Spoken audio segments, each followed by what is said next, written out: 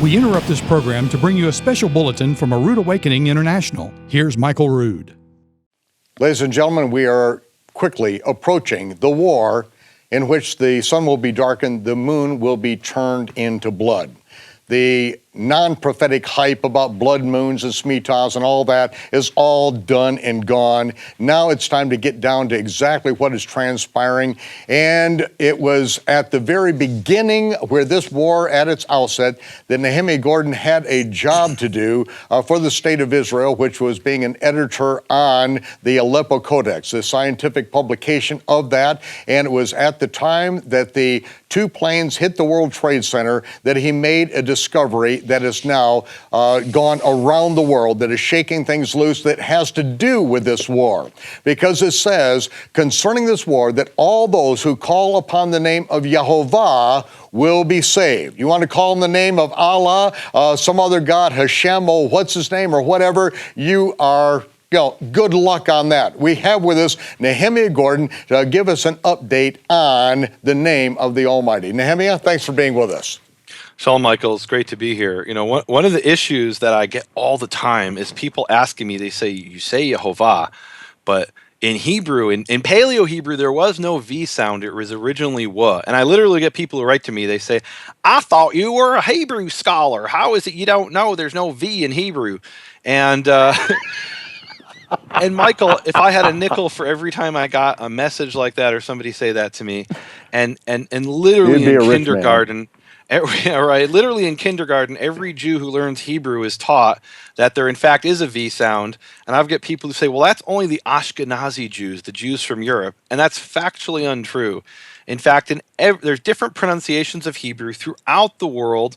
There are Jews who came from Yemen. There are Jews who came from Morocco. There are Jews who came from Eastern Europe. They came from all these different countries. And they all agree on one thing, that there is a V sound in Hebrew. Now, where there are different opinions is when it comes to the letter Vav.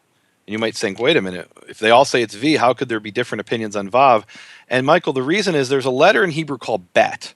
That's the second letter of the alphabet. In fact, the word alphabet, it's the bet of alphabet. We call it aleph bet in Hebrew. The bet, when there's a dot in it, is ba, and when there's not a dot in it, is va. And every Jewish community agrees on that. And one of the things I decided to research is, so what was the Vav originally? Was it originally a separate sound like wa? Or was it the same as what we call the soft or weak bet, which is va? And again, every Jewish community agrees that the soft bet is va. That's not even a question. And we might think, who cares? Well, for me, I want to know how to call on the creator of the universe. I want to know if his name is Yehovah or Yehovah. And I'm not going to say he's going to reject people's prayers if they call him Yehovah. And unlike, some hillbilly, I mean, you grew up speaking Hebrew. That was, right. Well, they'll say, but my Hebrew is the Ashkenazic Hebrew, which is 100% true. Okay. But if you go to any Jewish community in the world, they all have the same sound for the soft bet, which is V. And so the question then becomes, is the sixth letter of the Hebrew alphabet Vav or is it Wow? And I just put out a study I've been working on for over a decade called Wow, It's a Vav, which is a pun. Because in Arabic, there's a letter called Wow. And there's people out there saying in Hebrew it is not Vav, it's really Wow. And it's not Yahweh, it's Yahweh. And it's not Yehovah, it's Yehovah. And like I said, it's interesting. I put out this study, Michael. And in this study, I scoured Hebrew manuscripts and libraries and read hundreds of things in Hebrew that you can only access in Hebrew. And then I had a guy write to me and he said, but I've done years of research too. And I said, wonderful. Can you share your sources with me? And when I say sources, I don't mean somebody's opinion. I mean, show me a Hebrew source that proves that the letter is va or wa. And he says, and finally, after a series of exchanges, the man gets back to me and he says, well, you can just look in Wikipedia and see that it's a wa. Well, you can't argue with Wikipedia. You can't argue. And literally, Michael, literally you can go into Wikipedia and make it say anything you want. You literally can do that. So in any event, what are some of my sources? And I have an hour-long study, and I could have gone for 2 hours, called Wow, It's a Vav. And one of the things I found is an ancient Hebrew poetry from the land of Israel, from Jews who spoke Hebrew as their native language, that there were people who did rhymes. And in their rhymes, they rhyme the soft bet, which everyone agrees is va. Everyone in the Jewish world, I should say, agrees it's va. And the letter Vav. And an example is the name Levite, which is Lamed Vav Yud. If you ask a Yemenite Jew today, he'll pronounce it Lewi. But if you ask pretty much any other Jew in the world, whether he's from Morocco or Algeria or Ashkenazic Jew, they'll all say it's Levi with a V. So there is this rabbi who wrote poetry 1600 years ago in Israel. He was a native Hebrew speaker, and he famously rhymes the word prophet, which every Jew in the world pronounces Navi, because that's a soft bet, with Levi. And I had heard about this years ago, and I really wanted to see this. And I finally I was able to find a scholar who was an expert on this Jewish poet from 1600 years ago. And she said, yeah, you can find it in the Jewish prayer book until this very day. And I said, no, I want to see the manuscript. And she gave me the name of a manuscript, and I looked for it, and I couldn't find it. And I end up having to contact Cambridge University Library. And I want to show the people what I found here. This is a manuscript that the only way I could access this manuscript was by contacting a university in England and having them send me a photograph of this manuscript. And one of the things you see here is that the Hebrew word for prophet, which everyone pronounces as Navi, everyone who knows Hebrew, rhymes with Levi. And there was a rabbi 600 years later who spoke Arabic named Ibn Ezra, and he criticizes the poet who was from Israel. And he says, what a horrible poem, rhyming Navi with Lewi. And this is the smoking gun, Michael. It was the Arabic-speaking Jew who confused the Arabic letter wow which is a letter in Arabic, with the Hebrew vav. And he can't understand why a rabbi in Israel 600 years earlier would rhyme Navi with the word he pronounces as Lewi. And the answer is the rabbi in Israel, who was a native Hebrew speaker, pronounced it Levi, because the original Hebrew vav is a v, not a w.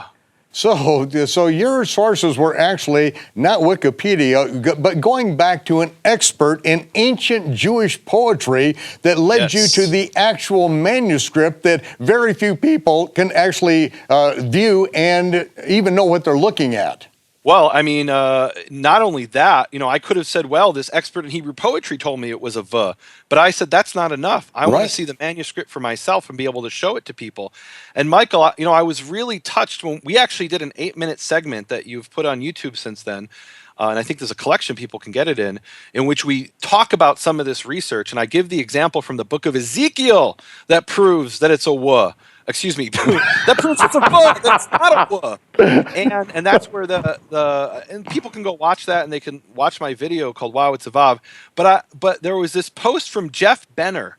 Jeff Benner is one of the people who promotes Paleo Hebrew. And after seeing my research on the Vav, he wrote as follows on his YouTube page, and I've gotten his permission to quote this. He says, Nehemia's Vav research challenged me and caused me to rethink some of my own viewpoints. When I find out I could be wrong on something, I get excited and look forward to learning something completely new. Now, I don't know if Jeff Benner has changed his pronunciation, but he at least honestly looked at this information, which is fact. It's not Wikipedia. It's fact from ancient Hebrew manuscripts that prove it's a V. And he said, this has challenged me to reconsider what I've been teaching for years, that in Paleo Hebrew it was a W. Yeah. So guys, please look at the information yourself. Don't base it on Wikipedia. I spent years digging up these Hebrew manuscripts that you would have to contact. You'd have to know what to ask from Cambridge University in order to even get access to the manuscript. And I've done the work for you, so please look into it and work it out for yourself in fear and trembling with prayer and study before the creator of the universe. Nehemia, again, the honesty of your research and really going back to the sources, as you have said here, these are not in English. They will never be in English. Ancient Jewish poetry is not going to be translated over into English ever because it wouldn't make any sense in English. But this is where you're going to be able to nail these things down. And even though, honestly, I didn't want to listen to you for several years on this. I already had tens of thousands, hundreds of thousands of DVDs out all over the world in which I was pronouncing it as all vowels, e-a-o-a, not as a wow, but all as vowels. And, and I was sold on it, and I had too much invested. But, there just came a point in which, the Holy Spirit was just gripping on me and said, no, you have got to take a look at it. And it was when I heard the story of when you discovered it in the Aleppo Codex. When those towers were going down, I knew those men were crying out, Allahu Akbar.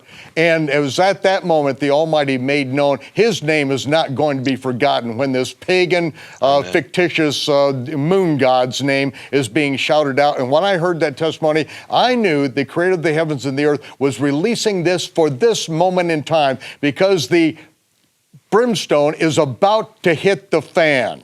And this is why this information is going out. Nehemia, you have given this word. You put it out there to the world. You have stood on this thing and you have not budged. Thank you for being so strong in this. And after looking at the research, then I knew I had to change. Not only did I see it, I also prayed, and we received the miracle of a woman being raised from the dead, brain dead, in the name of Jehovah. And that was what we all prayed in this very office for that sign, that if this is what your name is, if you want me to pronounce this and declare it all over the world because of what Nehemia Gordon and how you've led him, then we want this woman as a sign to be raised from the dead. And she was. Walked out of the hospital a week later after being on ice. So she was going to be harvested the next day, her organs, and she walked out of the hospital.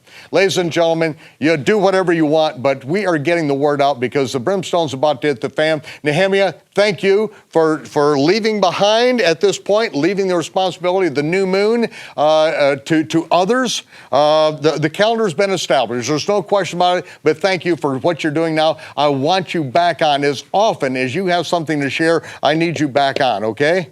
Sounds good, Michael. Okay, all right. Well, peace, brother. Shalom. This has been a special report from A Rood Awakening International. We now join your regularly scheduled programming already in progress.